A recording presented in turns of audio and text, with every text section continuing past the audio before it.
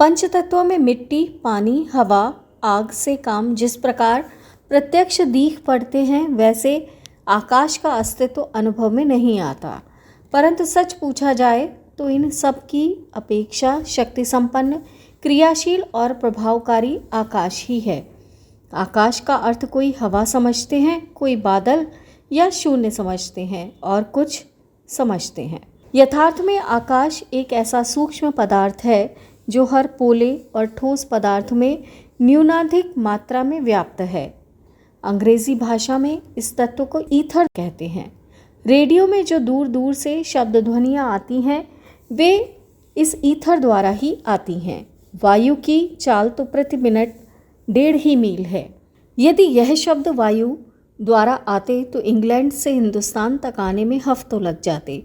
फिर हवा का रुख उल्टा होता, तब तो वे शब्द शायद आ ही ना पाते। इसलिए ऐसा न समझना चाहिए कि बेतार का तार वायु द्वारा आता है। यह आकाश ईथर द्वारा आता है। आकाश का गुण शब्द माना गया है। जितने भी शब्द होते हैं वे आकाश के कारण होते हैं। यदि आकाश न हो तो शंख, घंटा, घड़ियाल, तोप, बंदूक, मोटर किसी की आवाज़ न सुनाई पड़े। यहाँ तक कि हम बातचीत भी न कर सकें, किसी के मुंह से एक शब्द भी न निकले। शब्द के 2 भेद हैं, आवाज़ और दूसरा विचार। आवाज़ की तरह विचार भी एक स्वतंत्र पदार्थ है। शब्द में परमाणुओं का आदान प्रदान दुनिया में होते हुए हम नित्य देखते हैं। बातचीत द्वारा अपनी इच्छा, अनुभूति, भावना और स्थिति को दूसरों को दे देते हैं। शब्दों के परमाणुओं को विशेष यंत्र द्वारा बिजली की शक्ति के साथ फेंकने से वे रेडियो तंत्र द्वारा पृथ्वी के कोने कोने में सुने जाते हैं। विचार का भी ऐसा ही विज्ञान है। हमारे मस्तिष्क में जो विचार उठते हैं वे एक प्रकार की विद्युत तरंगों की भांति आकाश में फैलते हैं और कभी नष्ट नहीं होते। जैसे जगह में थोड़ी भाप उड़कर बड़े बादल जमा हो जाते हैं, उसी प्रकार विचार अपनी ही किस्म के अन्य अनेक मस्तिष्कों में से निकले हुए विचारों के साथ मिलकर अपना एक बड़ा रूप बादल का सा बना लेते हैं और इधर उधर रहते हैं।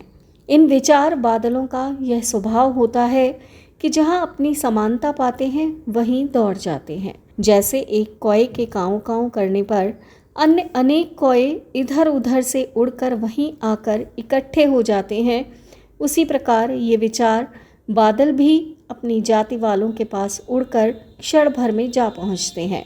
जैसे कोई आदमी एक समय क्रोध, आत्महत्या, धूर्तता, चोरी आदि का विचार कर रहा हो तो अनेक व्यक्तियों द्वारा वैसे ही विचार भूतकाल या वर्तमान काल में किए गए हैं, तो उनके विचार बादल उस आदमी के पास आकर इकट्ठे हो जाते हैं। फलस्वरूप उसकी क्रोध आदि की प्रवृत्तियां और अधिक बढ़ जाती हैं और उस दिशा में उसे नई नई तरकीबें सूझ पड़ती हैं। इसी प्रकार प्रेम, उत्साह, त्याग, परमार्थ, संयम आदि के विचार करने पर अनेक सत्पुरुषों द्वारा किए हुए उसी प्रकार के विचार इकट्ठे हो जाते हैं और उस मार्ग में अधिक उत्साह प्राप्त होता है।